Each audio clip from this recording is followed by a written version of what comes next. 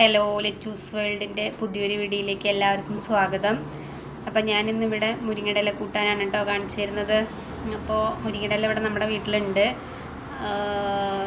അത് വലിയൊരു ഇതൊന്നും അല്ല, പക്ഷെ ഞാനിന്നിപ്പോൾ അത് കൂട്ടാൻ വയ്ക്കുന്നുണ്ട്, അത് കാണിച്ചു തരുന്നുള്ളൂ കേട്ടോ. ഞാനത് ഇൻട്രോ എടുത്തിട്ടുണ്ടായിരുന്നു, പക്ഷേ അതിൽ സൗണ്ട് ഇല്ലാത്ത കാരണം അത് കട്ട് ചെയ്യേണ്ടി വന്നു. അപ്പോൾ വീഡിയോ കാണുന്ന എല്ലാവരും ചാനൽ ഒന്ന് സബ്സ്ക്രൈബ് ചെയ്ത് കൂടെ കൂട്ടണം. വീഡിയോ ഇഷ്ടപ്പെട്ട ഒന്ന് ലൈക്ക് ചെയ്യണം, കമൻറ്റ് ചെയ്യണം, ഷെയർ ചെയ്യണം കേട്ടോ.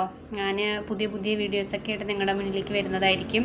അപ്പോൾ എല്ലാവരും ഒന്ന് സബ്സ്ക്രൈബ് ചെയ്തിട്ട് വീഡിയോ കാണണം കേട്ടോ. അപ്പോൾ നമുക്ക് ഇന്നത്തെ വീഡിയോയിലേക്ക് പോയാലോ. ഇത് നന്നായിട്ടൊന്ന് തട്ടി കൊടുത്തിട്ടൊക്കെ വേണം കേട്ടോ ഊരിയെടുക്കാൻ. ഇതിന് ചിലപ്പോൾ പുഴു പ്രാണികളൊക്കെ ഉണ്ടാവും. പഴുത്തലകളൊക്കെ കളഞ്ഞ് നന്നായിട്ടൊന്ന് ശ്രദ്ധിച്ചിട്ട് വേണം കേട്ടോ ഊരിയെടുക്കാൻ. ചെറിയ കോലൊന്നും കുഴപ്പമില്ല, അതൊക്കെ വെന്ത് പൊക്കോളും. ഓരോ ഇലയായിട്ട് ഊരേണ്ട ആവശ്യമൊന്നുമില്ല കേട്ടോ. അതങ്ങനെ വലിച്ചു കൊടുത്താൽ മതി.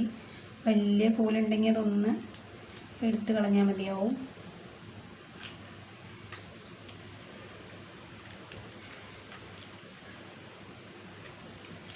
പരിപ്പിട്ടിട്ടാണ് കേട്ടോ ഞാനിവിടെ വെക്കാൻ പോകുന്നത്. മുരിങ്ങയുടെ ഇലയും പരിപ്പും തേങ്ങ അരച്ചിട്ട്.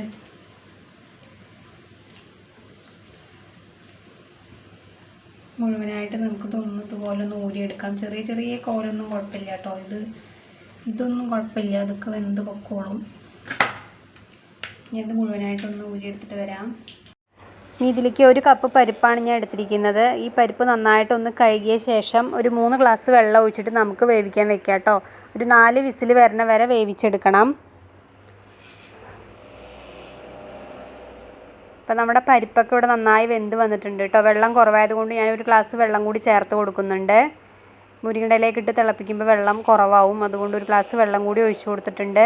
ഇനി വലിയ 1 സ്പൂണ് മുളക് പൊടി ഇട്ട് കൊടുക്കാം. ചെറിയ സ്പൂണിന് 1 സ്പൂൺ മഞ്ഞൾപ്പൊടി ഇട്ട് കൊടുക്കാം. ആവശ്യത്തിനുള്ള ഉപ്പും കൂടി ഇട്ട് കൊടുത്തിട്ട് നമുക്ക് ഇതൊന്ന് നന്നായിട്ട് തിളപ്പിക്കാൻ വെക്കണം കേട്ടോ. അത് നന്നായിട്ട് തിളച്ച് വരുമ്പോൾ അതിലേക്ക് മുരിങ്ങയില ഇട്ട് കൊടുക്കാം. മുരിങ്ങയില ഇട്ടിട്ട് ഒന്ന് നന്നായിട്ട് തിളച്ച് വെന്ത് വരണം കേട്ടോ. അത് പെട്ടെന്ന് വേവും മുരിങ്ങയില. ആ സമയത്ത് നമുക്ക് 1 കപ്പ് തേങ്ങയിലേക്ക് 1 സ്പൂൺ നല്ല ജീരകം കൂടി അരച്ചത് നമുക്കിതിലേക്ക് ഒഴിച്ചു കൊടുക്കാം. ഇത് നന്നായിട്ടൊന്ന് തിളച്ച് വരുമ്പോൾ നമ്മുടെ കറി ഇവിടെ റെഡിയായി വരും കേട്ടോ. 1 സ്പൂൺ ജീരകവും 1 മുറി തേങ്ങയുമാണ് കേട്ടോ, അത് അരച്ചതാണേ. അപ്പോൾ നമ്മുടെ കറിയൊക്കെ ഇവിടെ നന്നായിട്ട് തിളച്ച് റെഡിയായി വന്നിട്ടുണ്ട്. ഞാൻ ഒരുപാട് ലൂസായിട്ടൊന്നും വെക്കാറില്ല കേട്ടോ, കുറച്ച് കട്ടിയിലാണ് ഞാൻ വെക്കാറ്. അപ്പോൾ ഇതാ കണ്ടോ, നമ്മുടെ മുരിങ്ങയിലേക്ക് ഇവിടെ റെഡിയായിട്ട് വന്നിട്ടുണ്ട്. പിന്നെ ഇതിലേക്ക് വേറെ പണിയൊന്നുമില്ല, കുറച്ചൊന്ന് മൂപ്പിച്ചൊഴിക്കാനുണ്ട് കേട്ടോ. അതിനായിട്ട് ഞാൻ ഒരു പകുതി സവോള ചെറുതായിട്ട് അരിഞ്ഞതും 2-3 അല്ലി വെളുത്തുള്ളി ചെറുതായിട്ട് അരിഞ്ഞതും എടുത്തിട്ടുണ്ട്.